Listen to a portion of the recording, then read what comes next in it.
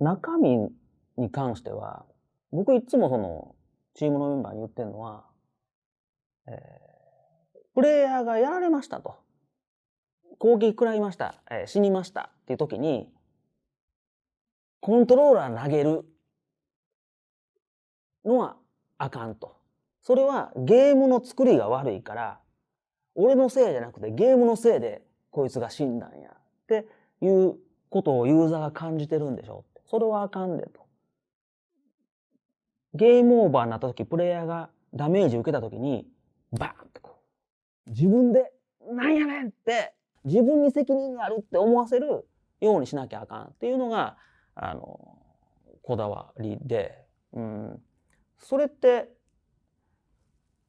まあいろいろここは細かいノウハウがあるんですけど、そういうふうに感じるようにいろんな判定とか、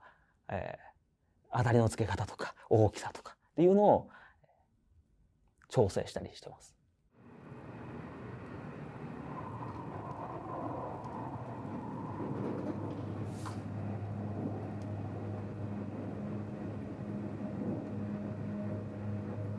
カプコンっていう会社が非常にアクション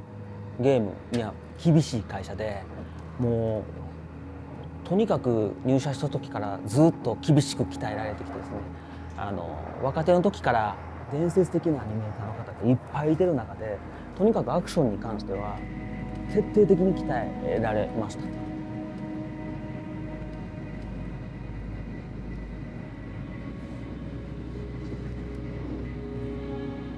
こだわりが強いっていうところです。もうバイオワンでまずそれを一番最初に叩き込まれたというか、すごいディティールの細かいところまで、作り込むし、なんていうの、作る側もみんなそれを楽しんでやってたんですよね。その雰囲気を見て、もうすごく楽しい現場だなと思ったんで、それ以降のやっぱタイトルでもそういうのを意識はしてたんですけど、やっぱバイオハザードはそれが他のタイトルに今抜きに出てるというか、特にこだわりが強いので。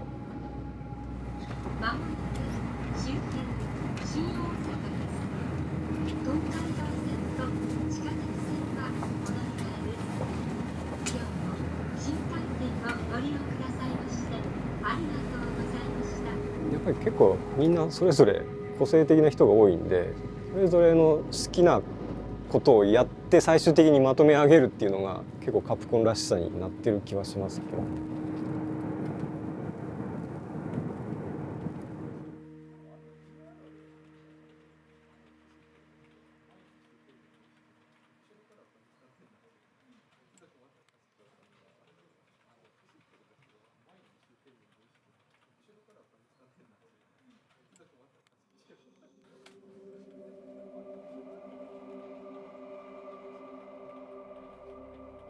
中学生ぐらいの時におもちゃ屋の前にあったアーケードゲームの筐体でソンソンっていうゲームがありまして、カプコンのゲームなんですけども、それに結構ハマりまして、それ以外のものもやるようになって、で当時ファミリーベーシックっていうのがあったんですけども、ファミコンにキーボードを挿すとプログラムができるっていう、それで結構いろいろプログラムしたりして、でゲーム作るの楽しいなとか思ったのもあって、ロックマンとかもいろいろやってて、やっぱりカプコンのアクションゲーム面白いなっていうのがあって、それでカプコン入りたいなっていうところで、最終的に入れてもらえたっていう感じなんですけどね。小学校の頃友達と一緒にゲームセンターに行ってアーケードゲームやったのがゲームとの最初の関わりですね。でそこでゲームハマって、そこからファミコン買ったりとかして、転機となるのが、中学校の頃に MSX2 みたいなパソコンを買って、それでゲームを作れるっていうことを知って、そこからどんどんプログラムを覚えて、でちょっと自分でもちょっといろんなものを作るみたいになってたんですね。もともとゲームが好きで始めたんですけど、だんだんプログラマーにはまってきて、で高校の時にその X68000 っていうパソコンを親に買ってもらってですね、いろんなゲームを作ったりしながら、プログラマーになる一番の大きなきっかけですね。で、その当時一番人気のあったストリートファイターがもうすごいと思ってたので、カプコンにぜひ入りたい。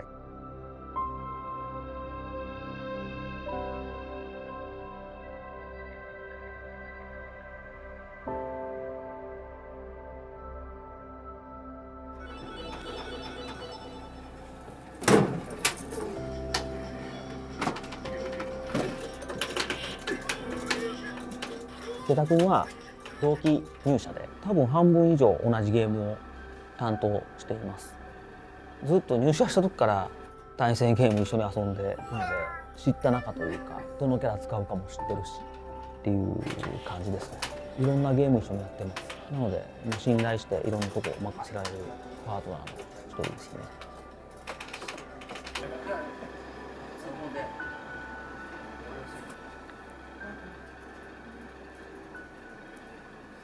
マットさんは最近初めて対戦ゲームしましたけど、マットさんもいろいろゲーム小さい時から遊んでるんで別にレトロゲームするのに何の躊躇もなく遊べますね。普通に悔しがってましたけど。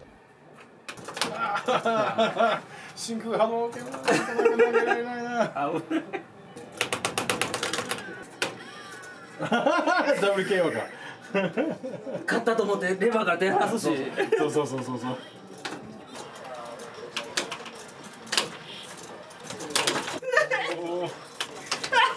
そら無理か。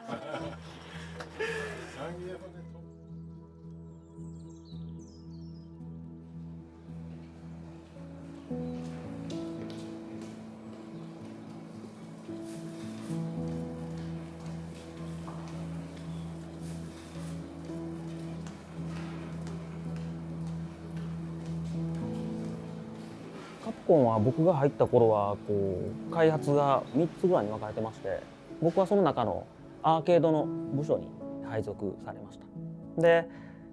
一番最初に担当したのはクイズ&ドラゴンズっていう海外向けに作ったクイズゲームの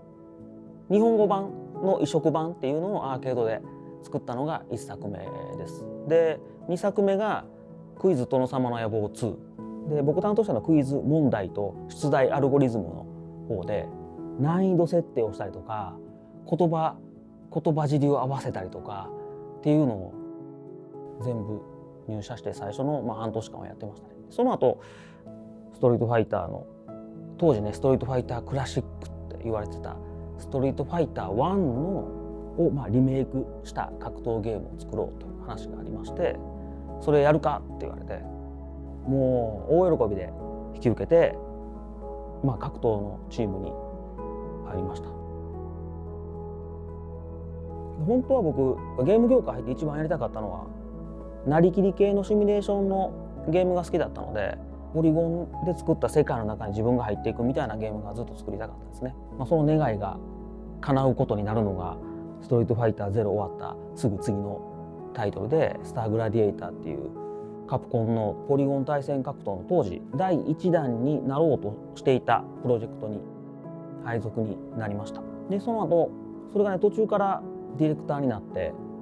そこからずっとディレクターしかやってないんですけど、ジャスティス学園やってパワーストーンやってカプコン VSSNK やってでジョジョのプレイステーション版を手伝ったりとかして、あとアウトモデリスタを手伝ったりバイオハザードアウトブレイクを手伝ったりしながら通信要素のあるアクション RPG を作りたくてずっと企画を進めてたんですけど、それをやってる途中に当時のボスからですねデビルメイクライ2を手伝ってくれるやつおらんかなっていう話が出まして、いや今ちょっと空いてる人いないですねと、じゃあお前やれっていう話になりまして、とりあえず一旦作ってた RPG の企画ですね、もうちょっと進んだらおそらくメキシコの方に取材旅行に行くっていうところぐらいまで話は進んでたんですけど、一旦止めて、デビルメイクライ2をお手伝いで入ることになりました。そこから2、3、4、DMC デビルメイクライ、デビル5という感じでずっとデビルからは離れられない状況にはなってます。実は僕も3作った後4は別の人に作ってもらおうと思ってたんですけど、その時もニューハードが出るんで経験のある君やってくれって話で4をやることになって、その時はデビルメイクライはしばらく出すのをやめようという話になりまして、止めてた RPG を十何年ぶりぐらいに引っ張り出してもっぺん作ったのがドラゴンズドグマ。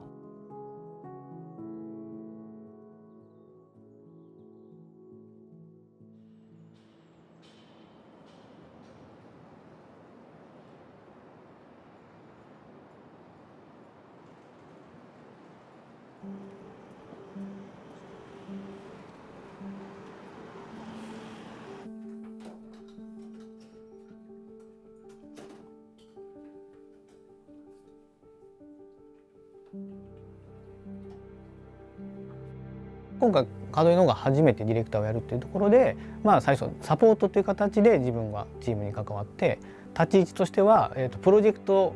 のちょっと全体の運営だったりとかゲームの方も見るんですけども、門井と一緒にゲームを見ながら、クオリティのチェックとかっていうところをサポートをする形で、ゲームの中の細かいところのチェックはもう門井の方がゲームバランス含め見るっていう形でそれぞれやってましたね。そうですね。大体木のところは任せてくれてたので、結構好き勝手にできたんですけども、よしよしやっぱりいろんな人の意見を聞かなきゃいけない場合とか、会社全体の方向性とかはもう安保の方に任せていろいろ面倒見てもらいました。こ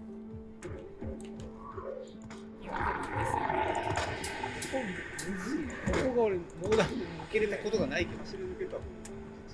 いけんの？隙間があって。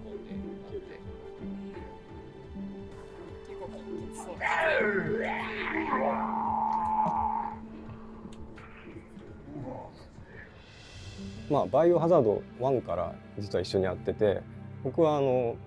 ゲームデザインで入ってて、で彼はプログラマーでやってたんですけど、それから終わった後一回別々のチーム行って、でその後で再開したら多分5かな。バイオ5の時。5の時にもう一回一緒に仕事やったんですけど、僕がディレクターやって、その時に途中から手伝いに入って、プランナーで手伝ってくれてっていう。でそこからまた一回離れて、でリベツでもう一回一緒にやったみたいな感じで。バイオハザードのシリーズでも1とベロニカとアウトブレイクと5、6、リベ2で今回の RE2、7タイトルやってるんですけども、やっぱりずっとやっていく中でこれだっていう、これがバイオハザードだっていうものはそれは実はなくて、その時々で一番その最先端の恐怖の体験ができるものがバイオなんじゃないかなっていう感じはしてますけどね。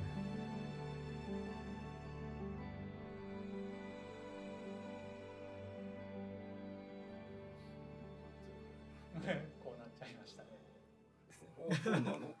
落ちるんじゃないかと。ああ、怖いんだね。ガシャー。内ピンが結構やっぱり。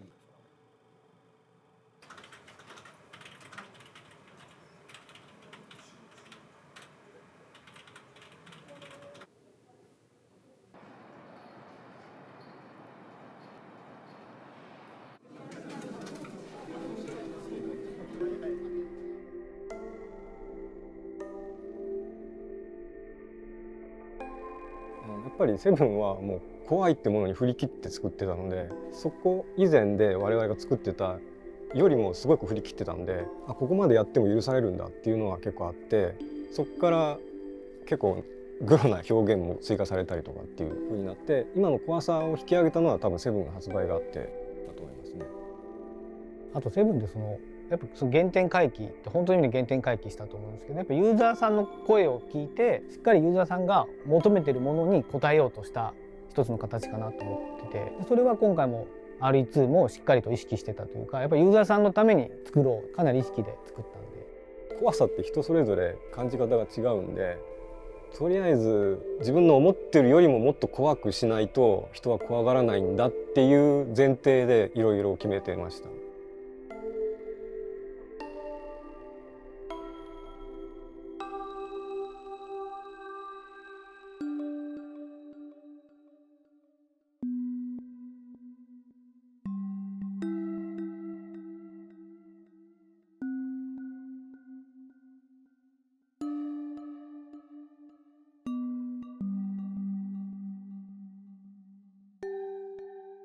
デビルチームに入った特にプランナーにはいつも、大魔界村と超魔界村は大体会社の中でいつでもできる環境があるので、大魔界村超魔界村やってと。できればレポート書いてほしいと。どういう気持ちでプレイしてどういうとこで死んでその時どう思ってっていうのをしっかりともう一遍整理してほしい、感じてほしいというのをよく話します。で大魔界村とか超魔界村は割と難しいですね。難しい中でもバランスは僕は悪くないと思ってて、ピュアアクションゲームで勝負するっていう以上そこの気持ちっていうのをみんな理解した上で物事を進めていかないとダメなんで、レトロゲームっていうのはその辺がシンプルなんですね。すぐに図に書いてこの気持ちになった理由をすごく簡単に図に書いて説明できるっていうのがあるので、僕も普通にプライベートでレトロゲームを日々やって、そのシンプルな因果関係を明確にするっていうのは、好きだしやってますね。覚えてんな。うわー、しかも取ってるし。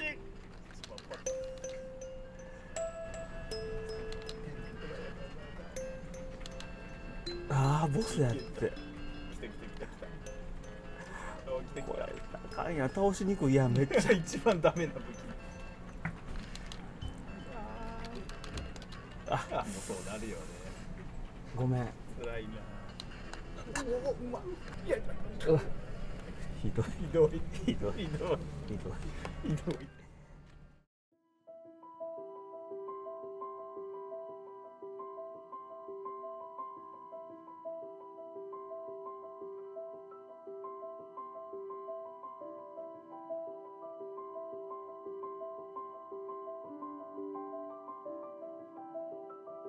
本屋は急に好きなんですけど、特にやっぱりネタに困った時に一番行くのがやっぱ本屋なんですよね。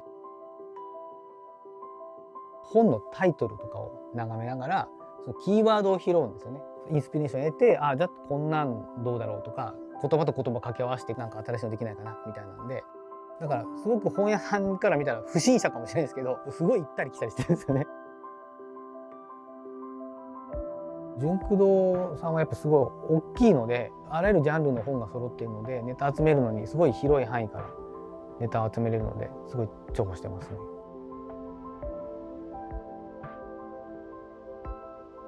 僕の方はオリジナルの持ってたそのゲーム性の部分をしっかりと今回引き継ぐことっていうところで、あとやっぱリメイクってことで、1のリメイクそうだったんですけど、結構ゲーム性を変えたりとか変化することでもう一回遊んでもらって新鮮にっていう、コンセプトがあったんですけども、でそれを下手にいじっちゃうと今度原作の良さを失ってしまう可能性もあるので、そうならないようにっていうのが僕はかなり徹底して意識してたので、そのゲームプレイをした時にこれは原作で面白かったバランスだよねとか要素だよねっていうのがちゃんと感じてもらえるようにっていうふうになるようにちゃんとかなり定期的にチェックをしてたんですね。で具体的に言うとやっぱその原作は、ホラーでもあるし、そのアドベンチャーって結構その謎解きする部分がやっぱ面白かったっていう印象がすごいあるんですね。アクションではなくアドベンチャーっていう。なのでそこは今回もしっかりやるっていうことで、レベルデザインにも結構一緒に関わって、そのちゃんとうろうろしながらアイテム拾って考えてパズル解いてみたいなちゃんと遊びが面白いバイオにしようっていうのになるように一緒にそこはかなり意識してやりました。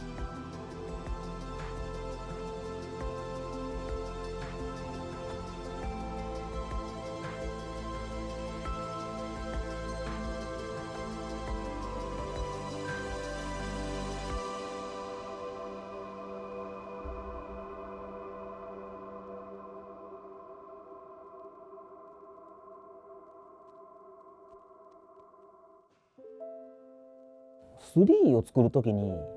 一旦みんな整理しよう。死を想起させる世界観でありデザインでありっていうのが基本的にはそのダンテの新曲っていう詩集が元の世界観としてあって、これが結構宗教色の強い世界観ですので、宗教色っていうのはイコールその死を感じさせるかどうかっていうとこだっていう解釈のもとに、死を感じさせる世界観っていうのは常にこう大事にしているところです。そしてゲームの方でいくと、ダンテにせよネロにせよ、V もそうなんですけど、操作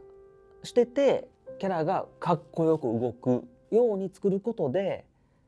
それを操作してる俺がかっこいいっていうのが一番実は重要だと思ってて、絶対外したくないところです。で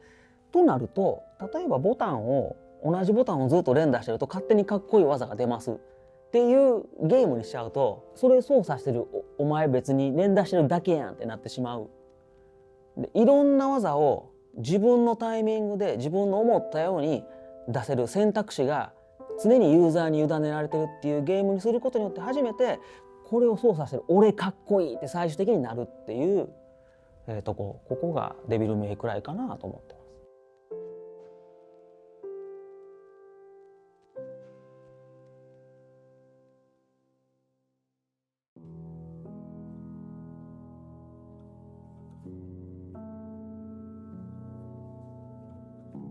ままずデビルメイクライ1ですよね。1は僕が作ったんじゃなくて神谷君が作ったんですけど、1をプレイして僕はすごい衝撃受けたのは、あれこのやり方やったらどんな話でもゲームにできるやんって思ったんですね。ストーリーをシネマチックに語りながらゲームもできるって、おそらく割とそういう意味でエポックメイキングなゲームだったんだなと思って、当然その頃は僕がね続き作ることになるとは全く思ってはなかったんですけど、でその後2が、途中から手伝うことになって、2も僕すごく大変やったんですけど、すごく短い期間で上げる必要があったので、すごくいろいろな苦労をして上げたんですね。で僕としては当然100点、本当は100点でユーザーに届ける必要があるんですけども、僕の中で100点には至らなかったところがありまして、これはバイオハザードからデビルメイクライ1が生まれた時と同じような流れなんですけど、僕好き勝手にやってデビルメイクライにならんかったらごめんなさい、でもちょっと好き勝手やらせてくださいっていう話をさせていただいて、デビルメイクライの3をやり始めました。おかげで、ダンテは若造のダンテだし、ダンテをやられることはないっていうふうに1の時は言われてたんですね。倒れることすらないヒーローだって言われたんですけど、僕は倒れても立ち上がってくるヒーロー像が好きだったので、ダンテは開幕で腕をお兄さんにぶった切られるっていう、やられるシーンから始めるっていうことでやってみました。なので3からちょっとゲーム的にもキャラ的にもちょっと変わったんじゃないかなと思っています。で3を作りながら、実はゲーム作り的にもカプコンの中でいろいろ新しいことを試したタイトルで、僕はいつも餅は餅やと言ってるんですけど、これ日本のことわざというか、専門職の人に専門的なとこは頼みなさいよと、その方がええのできますよという意味なんですけど、例えばアクション映画的な演出やったらアクション映画の監督さんに教えを請いなさい、シナリオを書くんやったらシナリオを書くプロの人にお願いしたらええやんと。でこっちがやりたいことを共有しとけば、最後の仕上げはそれぞれのプロの方にお願いするっていう方式は映画の世界では当たり前だったんですけど、ゲームの世界ではなかなかなかったので、これを初めてやりました。でデビル4も僕最初作る気なかったんですけど、新ハード作るんでやってくれという話になったという流れなんですが、これは僕の中で今度は初めて計画的に売上本数を取りに行った作品でして、ニューハード最初のアクションゲームが、初めてやるユーザーが多いだろう、デビルメイクライは3でアクション的にはもう行き切ってるので、このままの流れで新規ユーザーを取るのは難しいだろう、じゃあ新しい主人公を立てなきゃとか、オープニングのシーンは人がいっぱいいてる場所から始めて、ニューハード買ったユーザーに感動してもらうようなシーンから始めなきゃダメだとか、ありとあらゆることを計算し尽くして、後々ユーザーの方からは不満を言われたところではあるんですけども、マップを行って帰ってくるっていうところも実は予算的には3とそんな変わらない予算で、同じ作り方だと到底予算と期日に間に合わないということで、シナリオとうまく噛み合わせればこれぐらいの予算で素晴らしいゲームになるんじゃないかというところでチャレンジしたところでもあります。なので4はすごく計画通りに考えて作って、売り上げも割と計画通りにいったっていうタイトルですね。デビルメイクライ5を作りたいっていう話をしてる時に、実は社内でもともとデビルシリーズをやってたメンバーたちにいろいろ話をしてたんですけど、今こそアクションゲームってこれやろっていうのを世界に見せてやろうぜっていう、ゲーム的にはそこのチャレンジがありました。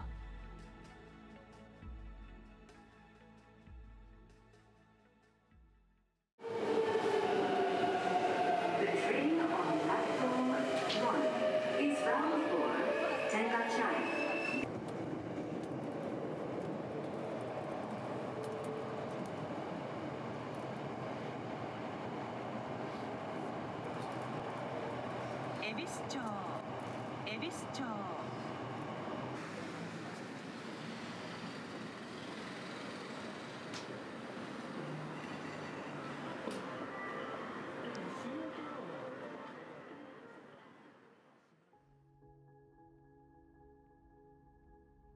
ファミコンショップが並んでた頃の日本橋はすごい、週に 2,3 回通うぐらい毎回行ってたんで、いろんなファミコンプレイステーションのゲームとか、当時はすごい毎週のようにいっぱい出てたんで、こういう新しいゲーム出てるんだっていうのを情報を入手するためにも結構行ってましたね。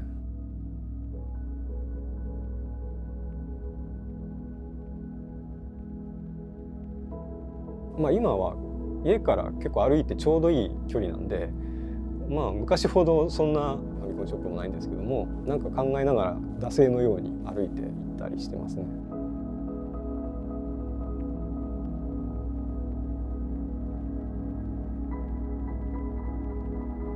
結構レトロゲームがいっぱい置いてあるお店で、入るとすごいピコピコした音が聞こえてくるんで、すごいなんか精神安定剤のような感じでちょっと落ち着くというか、特に何か買うわけでもないんですけども、雰囲気がいいなっていうところですね。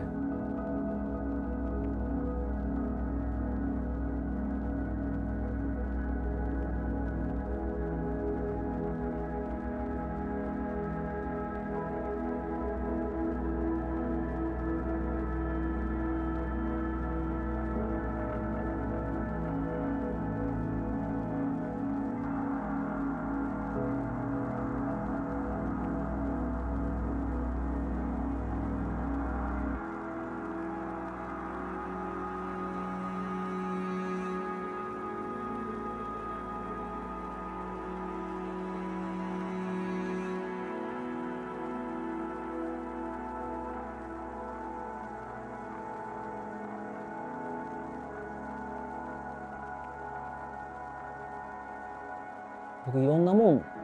大好きなんですけど、ゲームとプラモとスポーツが好きなんですけど、ゲームとプラモが全部あるんですね、日本橋に。プラモはプラモでいろんな店を回って掘り出したものを見つけたりとか、発売日に行ったりとか、時には昼休みに後輩連れてタクシー乗せて行って、両手に抱えきれないほどの荷物持ちを後輩にさせて一緒に帰ってくるみたいなことがあったりとか、かなりよく行きます。でレトロゲーム屋さんなんですけど、今でこそゲームを割と好きに買えるだけのお小遣いありますけども、学生の時は本当に貧乏してたので、アルバイトしてアルバイト代が出たら友達と一緒にゲームの買い出しに行くっていうのをやってまして、でとにかく握りしめてお買い得のこのゲームがこの値段っていうやつを探して買うと。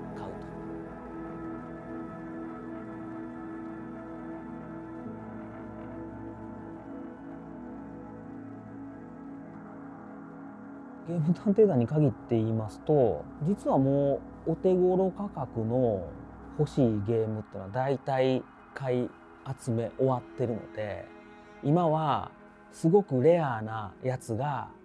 お手頃価格で入荷してないかどうかのチェックしに行くのと、いろんなネット情報とか友達の情報でこれおもろいんやけどっていう中で僕のチェックから逃れてたやつがあれば、ああそれ持ってないっていうのを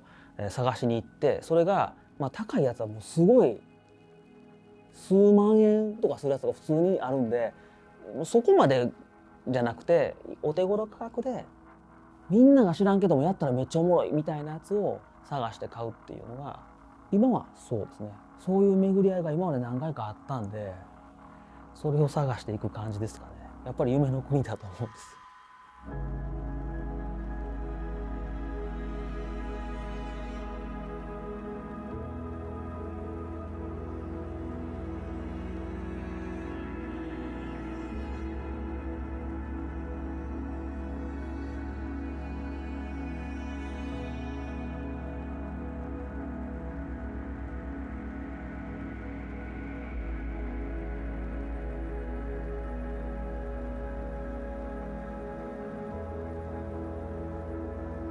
僕ももう年なんで、今48歳なんで、最前線でディレクターとして先頭に立ってゲーム作れるのはあと何本できるかなっていうふうに、考え始めてはいるんですけど、そうですね、大ホームラン、場外ホームラン打ちたいんですよね。ヒットとかツーベースって割と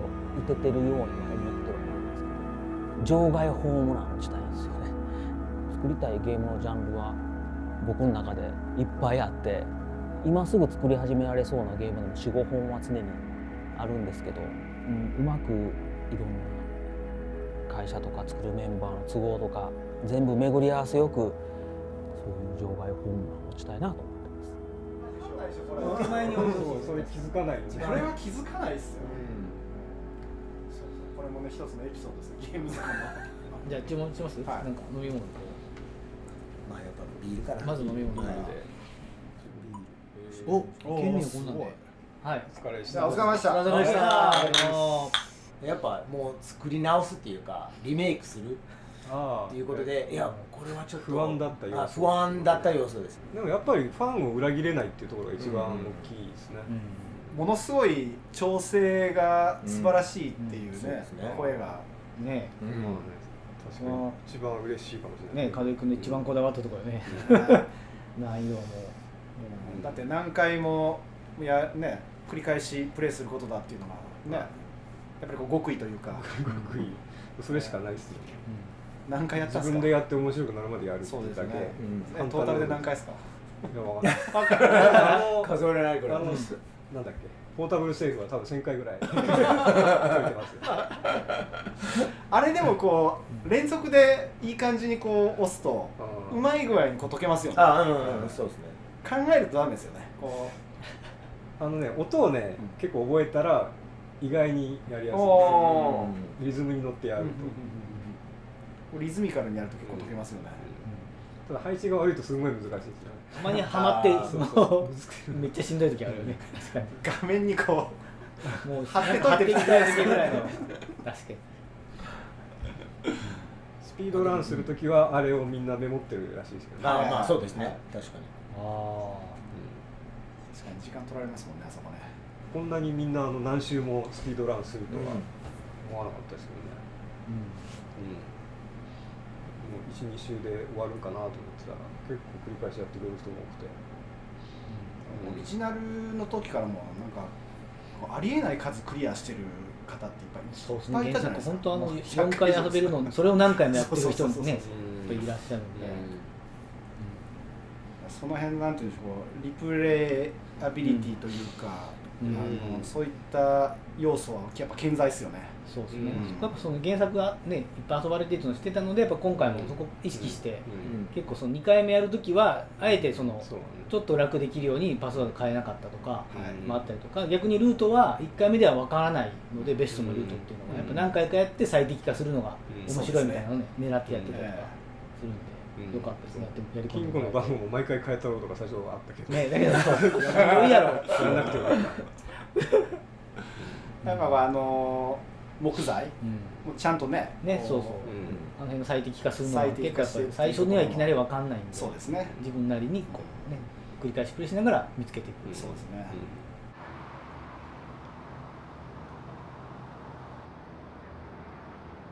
この3人がデビルメーカー2を作ってる時に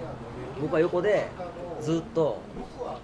RPG アクション RPG の企画を進めてて、でメキシコのねマチュピチュに取材旅行に行きたかったんで、その計画を進めてて「いいんちゃうか?」って言われてて、もうメキシコかどうしようかなってやってたんで、その時にやろうとしたアクション RPG、 それで言うともともとねダンジョンズ&ドラゴンズってうちらのアーケードで作ってて、それのオーバーザミスターっていう2作目も作って、当時ねプレイステーション2の綺麗な絵で、当時すごい綺麗だったんでプレイステーション2の機能を全部使ってダンジョンズ&ドラゴンズをリメイクしたいっていう話をうちの当時のボスだった船水と一緒にずっと考えてて、実はそれがこれもよく言うんですけど、そう僕らが狙ったのって2まんまでは実はなくて、バイオ2とバイオ1のちょっと間ぐらいを狙ってるんですよ実は。っていうのをその原作がやっぱそのバイオ1出た後にバイオ2が出たから、バイオ1がちょっとコアに行き過ぎたので、そこをちょっともっと広げようって2はちょっと簡単にして遊びやすくしたのが原作だったんですけど、今回は7が出た後の2なので、またちょっと違う環境の中でやってて、7は受け入れられて結構ホラーもっとやりたいみたいな人結構空気の中で2を出すにあたって、やっぱもうちょっと1に寄せた2のがちょうどいいんじゃないかっていうので、それ門井との話して、でよ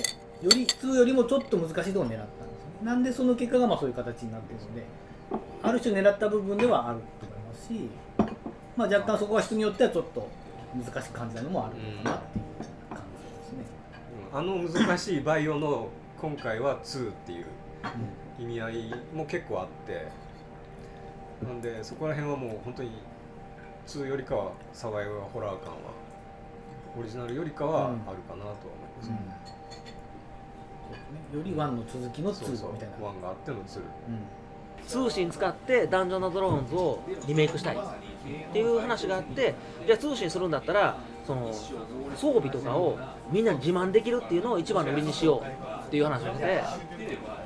それをそのじゃあモンスターを買ってその素材手に入れてそれを装備としてやって、それがネットで自慢できるようなっていうゲームを作ろうってうちのその船水と一緒に話してたネタが当時の僕の同期のね中江っていうやつが当時最初はディレクターで、僕は一人用の RPG っていうネタをそれとは別に今の技術でダンジョンズ&ドラゴンズを作り直そうっていうので別で進めてたネタがその一人用オンラインじゃないオンラインっていうのをずっとやろうと思ってて、オンラインなんだけどオフラインの気軽さで遊べる、でも楽しさはオンラインと一緒っていうのをやりたくてずっと続けたのが、まあデビルが4終わってやっと作れる、ちゃんと売れるゲーム作ったから好きなゲームを作らせてくれるんちゃうかなと思って企画書書いて出して通ったのがドラゴンズドッグ。10年かな、2002年から2001年か2年2002年ぐらいから7-8年ぐらい温めてたネタです。可能性としてそのやっぱりゲーム自体のその歴史というか、やっぱりこう僕たちの例えば世代がその、まあ、子供の時からやっぱりゲームっていうのをこ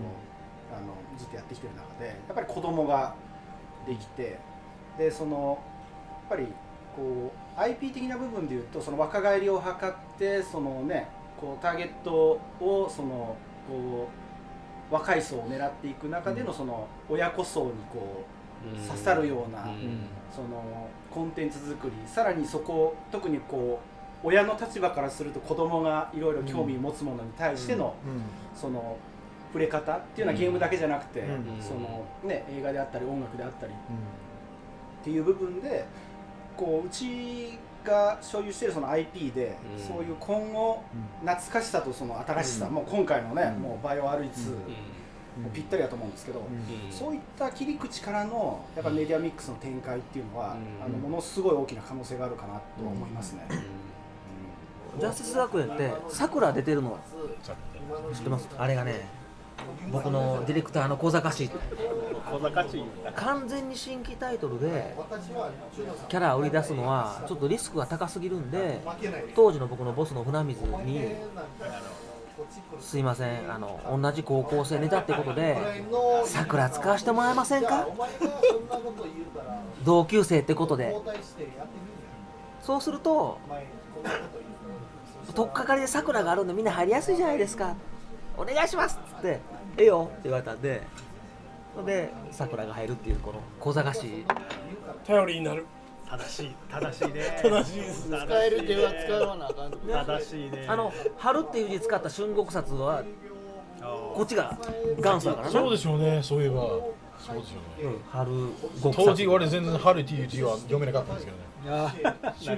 国殺っていうことも知らなかったし。何でもやっていいんだったら個人的にやりたいのは日本版 GTA がやってみたいですね。そこで絶対舞台は日本にしてほしいんですよ。でなんていうんですかね、別にそのまあヤクザとかそんなんじゃなくてもう普通にね、日本は設定してるこうゲームにしたら面白いと思うんですよ。やるならでも大阪じゃないですか。そう出てってオラとか、警察が抜け出すやつがいてそいつを追っかける。でもどうですか豚は日本にしたらあんまりねそういうのはないんですけどね、もう大概ねアメリカとかに今の現代の日本でもいいし、江戸時代とか戦国時代とか、そっちでもいいかな。面白いと思いますね。あったね。でもジャスティスさんもいっぱい言うことあって、さっきも言った通り画面に3体しか表示できないんですよ。でもヒョウっていうキャラがダークネスイリュージョンみたいなのがする、両側から挟んで攻撃するやつがあって、でもう一人出てくるかもしれへんからできないんですけど、4体出ちゃうんですよ。それやると4体出ちゃうから、でも3体しなきゃいけないから点滅秒間60フレなんで30分の1秒ずつペッペッペッペッペッペッペッペッってこう点滅させて、あれもう天才だと思いあれモーションデータがベタでフルで持ってるんですよ。なるほど。普通はデータを消ちるために少なくして保管でやるんですけど、あれマイフレームこっちでいくんで、ベタでデータを持っててな、すごい容量食ったな。容量食ったし、スクリーンショットに耐えれない。そう本当だよね。スクリーン止めると1体になってしまうんですけどね。だから2体分2枚取って合成するっていう。バレる。